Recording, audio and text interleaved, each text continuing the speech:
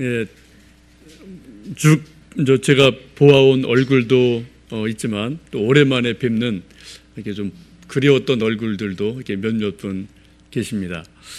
반갑습니다. 우리가 살다 보면은 이렇게 늘 얼굴을 대하고 살게 되는데 어떤 분은 이렇게 늘 자주 얼굴을 매일매일 보는 분이 있고요. 또 어떤 얼굴은 정말 보고 싶은 얼굴, 그리운 얼굴인데 평생 가도 몇 번 만날까 말까, 혹은 또 생각 속에 늘 이렇게 머물고 있는데 만나볼 수 없는 그런 얼굴들이 간혹 있을 겁니다. 저도 몇몇 얼굴들이 궁금하고 보고 싶어요. 그분들이 지금 어디 사시는지, 뭐 하는지, 건강은 어떠신지. 그런 얼굴 중에 특별히 제가 국민학교죠. 옛날 제가 다닐 때 1학년 때 선생님이 박순희 선생님이셨습니다. 제 기억이 나요. 그리고 되게 이렇게 좀 아주 이쁜 모습으로 이게 좀 제 어릴 때 기억 속에 지금도 기억이 있습니다. 근데 제가 그분을 아주 오래전이니까 그분이 지금 어디 계시는지, 살아 계시는지 전혀 알 도리가 없고요. 좀 궁금한 얼굴 중에 한 분입니다. 또 가끔 제가 궁금해하는 얼굴이 있는데 제 육촌 여동생인데 연이라는 한 서너 살 밑에 여동생이 있어요. 근데 저희 단고모죠. 큰 할아버지의 따님의 딸이니까 그 단고모가 서울에 사셨습니다.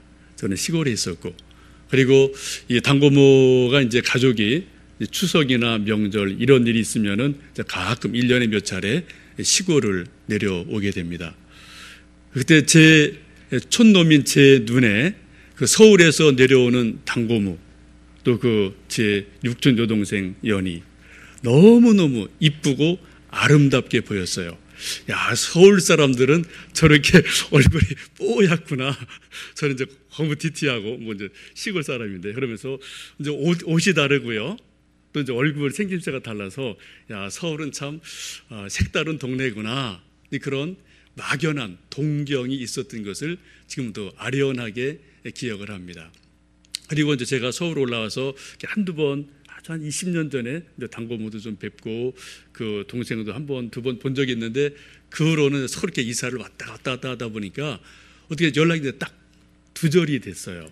그래서 지금 어디에 사시는지, 또 어떻게 계시는지, 또 그 여동생도 지금 어디에 사는지, 뭘 하는지 제가 되게 궁금한데, 아무리 좀 이리저리 아는 분들 통해서 좀 연락처를 알아보려고 해도 아직 연락이 되지 않아서 좀 가끔 제 생각 속에 궁금한 얼굴, 또 보고 싶은 얼굴로 이렇게 좀 기억이 되고 있습니다. 제가 그 단고모라든지 육촌 여동생을 볼 수 있는 방법은 그 당시에 제가 서울로 올라가든지 아니면 그분들이 시골로 내려오셔야 돼요. 근데 저는 시골에 있었기 때문에 제가 서울 그때는 가보지를 못했기 때문에 또 여비도 없죠. 길도 모르죠. 교통도 험하죠. 그래서 제가 서울을 올라갈 수는 없습니다.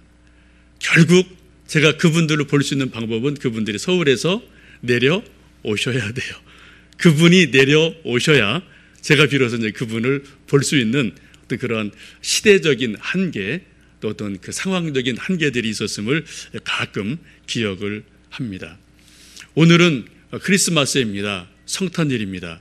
이날은 우리가 아는 것처럼 하늘의 하나님께서 우리 인간들을 만나 주시기 위해서 이 땅으로 내려오신 거룩하고도 아름다운 날이기도 합니다.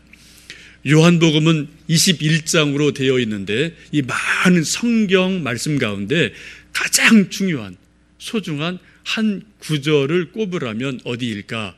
그것은 사람마다 다 답이 다를 것 같아요. 어떤 분은 요한복음 1장 1절을 생각할 수도 있겠고, 또 어떤 분은 요한복음 3장 16절을 생각할 수도 있을 겁니다. 20세기에 가장 위대한 신학자라고 불리어지는 칼 바르트라는 분이 있습니다. 이분은 신학적으로 2000년 역사 가운데 큰 산맥 같은 분들이 있어요. 성 어거스틴이 거대한 산맥이고요. 또 토마스 아퀴나스, 또 16세기면은 칼빈, 또 20세기면 이제 칼 바르트, 이렇게 말할 수 있는 거대한 산봉우리 같은 분들인데, 그 칼 바르트가 가장 좋아했던 말씀, 가장 소중히 여겼던 말씀이 요한복음 1장 14절로 알려져 있습니다. 말씀이 육신이 되어 우리 가운데 거하셨다. 그 안에 하나님의 은혜와 진리가 충만했다. 이 한 말씀에 하나님이 누구시냐, 예수님이 누구시냐, 인간이 누구냐, 이 모든 것들이 아주 압축되어 있고 함축되어 있는 것으로 그분은 봅니다. 그래서 이 압축되어 있고 함축되어 있는 한 말씀 우리가 풀기만 한다면, 풀어갈 수 있는 지혜만 있다면 그 속에 감추어 있는 하나님의 모든 신비, 우리 인생의 모든 문제들, 예수님에 대한 모든 지혜들이 이 말씀 안에 있다라고 여기면서 그분의 신학을 이 말씀을 통해서 이렇게 쭉 풀어가고 해석해가는 그만큼 중요한 말씀이기도 합니다. 오늘 14절 말씀 보시면은 그렇게 말씀하죠. 말씀이 육신이 되셨다. 육신이라는 말을 영어로 보면 flesh로 나와 있어요. 쉽게 말씀드리면 고깃덩어리인 몸으로 예수님이 오셨다, 그런 말입니다. 되게 좀 표현이 거칠죠? 아주 터프하죠? 근데 이것은 그 시대적인 상황이 있습니다. 초대교회 1세기에 잘못된 신학 사상이, 생각이 있었어요. 그것을 소위 영지주의라고 하는데, 그 사람들은 하나님은 영이시다, 그래, 영은 거룩하고 고결하다, 반면에 우리 육체, 이 몸은 더러운 것이다, 죄에 젖어 있다, 그런 이분법적인 사고를 하고 있었습니다.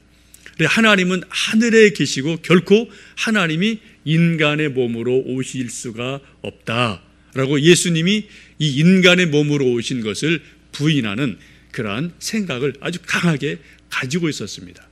그 당시는 아주 강력한 영향을 가지고 있어서 교회가 흔들흔들 거릴 정도로 큰 영향력을 가지고 있던 그러한 사상이기도 했었습니다. 그래서 사도 요한께서 이 요한복음을 쓰면서 이 교회가 흔들리는 이러한 어려운 상황을 알고 있었기 때문에 예수님이 분명히 있다고 오신 것은 사도 요한이 누구보다 잘 알잖아요. 이것을 아주 거칠지만 그런 확실한 표현으로 쓴 것으로 이해를 하시면 됩니다. 그래서 성경 보시면은 예수님께서 사람으로 오셨습니다, 예수님께서 인간으로 오셨습니다, 이런 점잖은 표현이 아니고요, 예수님께서 육신으로 오셨습니다 라고 아주 터프하지만 강력하게 또 분명하게 말씀을 증거하는 것을 볼 수가 있습니다.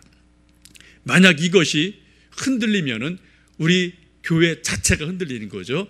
기독교 자체가 흔들리는 거죠. 예수님이 인간의 몸을 입으시고 우리와 똑같은 몸을 입으시고 이 세상으로 오셨다, 이것이 부인되거나 흔들린다면 기독교는 이렇게 붕 뜨는 그러한 종교가 될 것입니다. 물론 이것은 아주 신비하고 깊은 진리의 말씀이지만 분명한 것은 하늘의 하나님께서, 말씀이신 그분이 우리 인간의 육체를 분명히 입으시고 이 땅에 오신 날이, 성육신하신 날이 크리스마스이고, 우리도 그러한 것을 감사히 여기며 즐거이 여기며 성탄절을 맞이하고 있습니다. 14절의 말씀 보면 또 그렇게 말씀하죠. 우리가 그의 영광을 보니 아버지의 독생자의 영광이요 은혜와 진리가 충만하더라. 사도 요한은 예수님의 제자입니다. 3년간 예수님을 가장 가까운 자리에서 예수님을 지켜본 분이에요. 여기에서 영광을 보았다, 본이라는 것은 슬쩍 보았다, 언뜻 보았다, 그런 뜻이 아니고요, 아주 주목해서 봤다, 아주 신경을 써서 똑바로 봤다, 그러한 의미를 가지고 있습니다. 사도 요한께서 쓰신 성경이 몇 군데 있는데 그 중에 하나가 요한 1서가 있습니다. 요한 1서 1장 1절에 보시면 이렇게 사도 요한이 말씀합니다. 태초부터 있는 생명의 말씀에 관하여는 우리가 들은 바요, 눈으로 본 바요, 주목하고 우리 손으로 만진 바라. 이 말씀에서 사도 요한이 분명히 말하기를 예수님을 내가 분명히 눈으로 보았다. 얼마간요? 최소한 3년간 보았죠. 또 예수님 내가 손으로 직접 만져봤다.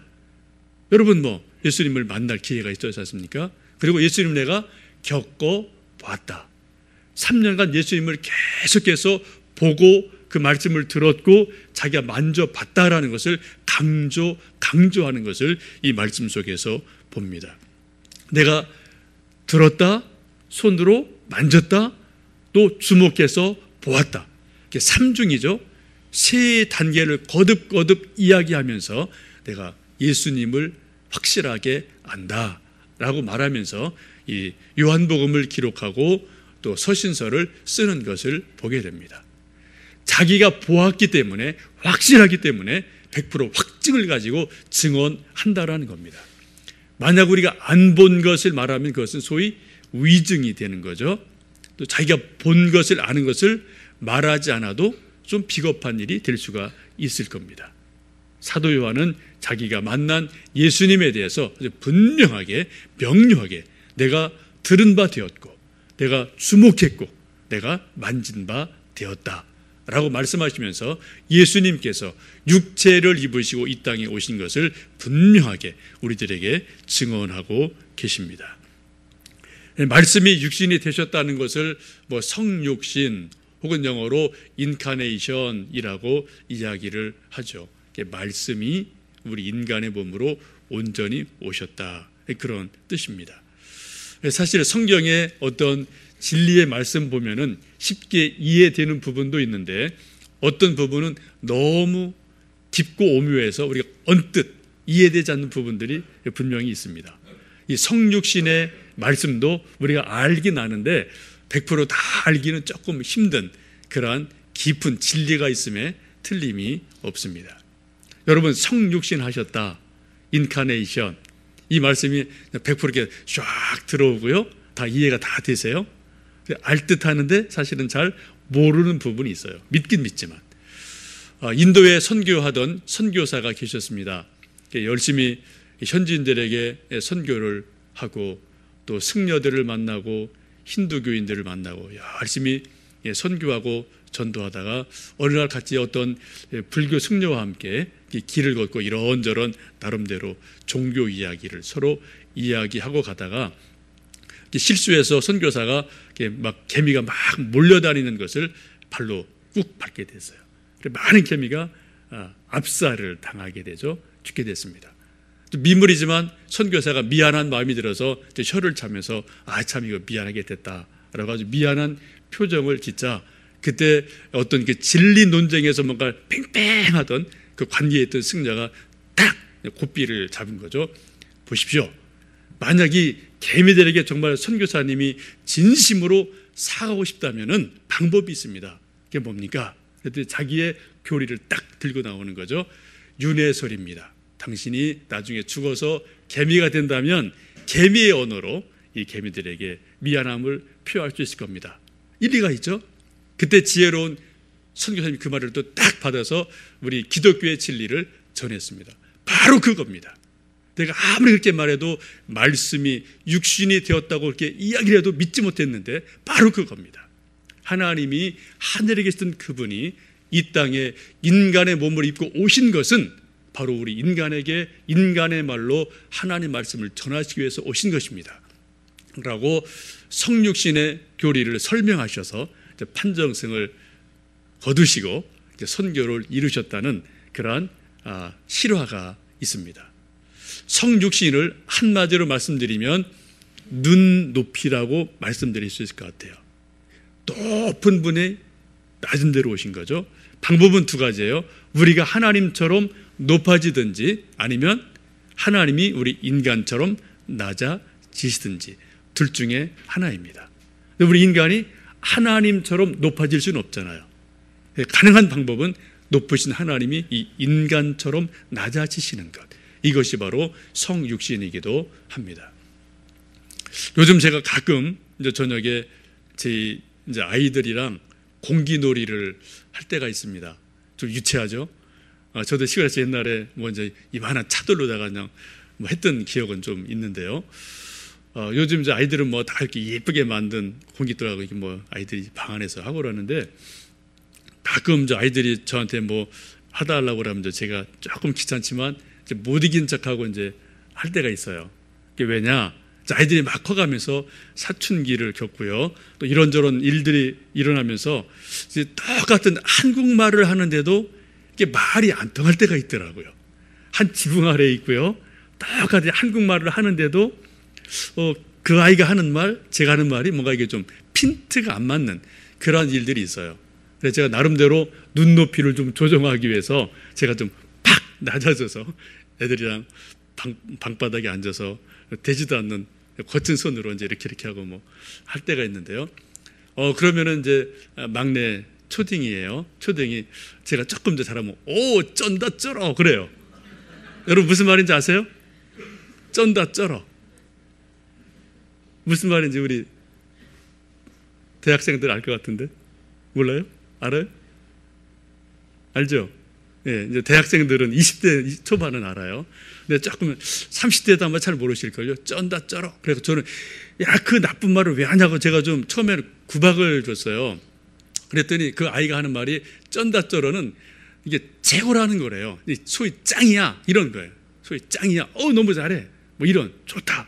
그런 말을 아이들 표현으로 쩐다. 그러고 야 뭐 그런 말 있냐 그랬는데 하여튼 이제 제가 그런 말을 주거니 받거니 하면서 그러니까 이제 애가 이게 조금 마음을 열고 저한테 이런 말 저런 말을 이제 하게 돼요. 왜요? 말이 통하니까. 근데 제가 쩐다 쩔어라는 말을 전혀 모르고 야 그런 나쁜 말 하지 마라고 막아버리면은 이제 대화가 이건 안 되는 거죠. 불통이죠, 그죠? 마찬가지입니다. 하나님이 이 땅에 인간의 몸을 갖고 내려오신 것은 우리 인간의 투박한 언어로 하나님의 말씀을 계시해 주시고 우리에게 자신을 알려주시기 위해서 이 땅에 내려오신 거룩한 날, 그 귀한 날, 이 날이 바로 오늘이고 성탄이기도 합니다. 말씀이 육신이 되어 오신 예수님은 분명한 역사적인 사건이고 역사적인 사실입니다. 소위 팩트예요. 이 팩트, 사실을 믿느냐 안 믿느냐는 사람들에 따라 다 반응이 다릅니다. 어떤 분은 그것은 역사적인 사실이야 라고 믿는 사람이 있고 어떤 분들은 애써 외면하든지 혹은 또 알면서도 믿지 않는 분들이 종종 있을 수가 있습니다. 어쨌든 우리가 인정하든 인정하지 않든 믿든 믿지 않든 예수님이 이 땅에 몸을 입고 오신 사건은 역사적인 사건입니다. 팩트예요. 우리가 지금 2012년이라는 서력 기원을 쓰고 있는데 그 서력 기원의 기준이 예수님인 것 여러분 잘 아실 겁니다. 당시 대단했던 로마 제국이 기준이 아닙니다. 로마 황제가 역사의 기준이 아니에요. 그 기준은 오직 한 분, 예수님이 역사의 기준이 되십니다. 그래서 BC, AD, Before Christ, 안노 도미니, 주 이전의 시대, 주 이후의 시대를 가르는 그 결정적인 기준이 바로 예수님이기도 합니다. 예수님을 알든 모르든 심지어 예수님을 부인하는 공산권에 있는 많은 사람들이나 지도자들도 알든 모르든 그들도 동일하게 올해는 2012년이다 라는 것을 쓰고 있고 활용하고 있어요. 이것을 달리 말씀드리면 그들이 알지 못할지라도 은연중에 예수님이 이 땅에 오셨던 사건을 인정한다라는 거예요. 다 알지 못한다 할지라도. 예수님은 역사의 주전과 주후가 되십니다. 기준이 되셔요. 마찬가지로 예수님은 우리 개개인의 삶에도 주전과 주후가 되십니다. 예수님 믿고 분명한 사건이 일어나면은 그 한 사람에게도 예수님 이전의 생애가 다르고 예수님 믿고 난 이후의 삶이 분명하게 달라져요. 저 역시 그랬습니다. 예수님 믿기 전의 삶과 예수님을 구주로 믿고 난 이후의 삶이 분명하게 달라지는 것을 저는 제 속에서 가끔 보고 회상하고 발견할 때가 있습니다. 우리는 역사를 히스토리라고 말하는데요. 어떤 분은 히스토리를 히스 스토리, 그분의 이야기라고 말하기도 합니다. 저도 동의하고 싶어요. 히스토리, 히스 스토리, 그분의 이야기. 이 인류 역사 가운데서 예수님을 뺀다면은 인류 역사에는 정말 가장 중요한 핵심이 빠져버리고 껍데기만 남는 일이 될 것입니다. 인류 역사에서 위대한 어떤 철학자나 어떤 왕을 빼도 뭐 조금은 부분적인 흔들림이 있겠지만 괜찮아요. 그러나 인류 역사 가운데서 예수님의 이야기, 예수님의 삶, 예수님의 말씀을 뺀다면은 우리 인류 역사는 공허한 역사가 될 것임에 틀림이 없습니다. 왜요? 예수님이 바로 역사의 핵심이고 기준이기 때문이고 그분이 하나님의 아들이시기 때문에 그렇습니다. 오늘 14절 맨 끝부분에 보면 그렇게 말씀합니다. 육신이 되어 오신 예수님 안에 하나님의 은혜와 진리가 충만했다라고 말씀을 합니다. 예수님 안에 하나님의 은혜가, 하나님의 진리가 충만했다라고 말씀합니다. 혹시 여러분 어린 시절에 그런 놀이 해보신 적 있나 모르겠습니다. 저도 이제 시골에서 쭉 자라서 전기 들어오기 전에 소위 랜턴이라는 게 있어요. 이만큼 큰 프레시 이런 게 있어서 저 밤에 꼭 필요할 때 쓰고 그랬는데, 그때 이제 뭐 놀이할 게 밤이 없으니까 이제 가끔 그런 프레시가 한두 개 있으면은 이 품 안에 이렇게 옷 속에 이렇게 넣고서는 비치면은 이런 형상들이 이렇게 빛이 바깥으로 새어 나오는 그러한 일들이 있거든요. 그래서 이제 귀신 놀이도 하고 뭐 이런저런 놀이했던 것이 기억이 나는데요. 여러분, 우리 안에 뭐가 있든지 간에 그것이 어느 정도는 바깥으로 새어 나오게 됩니다. 비쳐 나오게 돼요. 우리 안에 빛이 있으면 빛이 비쳐 나옵니다. 우리 안에 향이 있으면 향내가 나오게 되고요. 우리 안에 생선이 있으면 생선의 비린내가 나올 수밖에 없게 되죠. 육체로 오신 예수님 안에 무엇이 있으셨다고요? 오늘 말씀 보시면 하나님의 은혜와 진리가 충만했다라고 말씀을 합니다.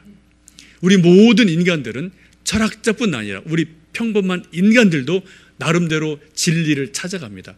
정말 진리가 뭘까?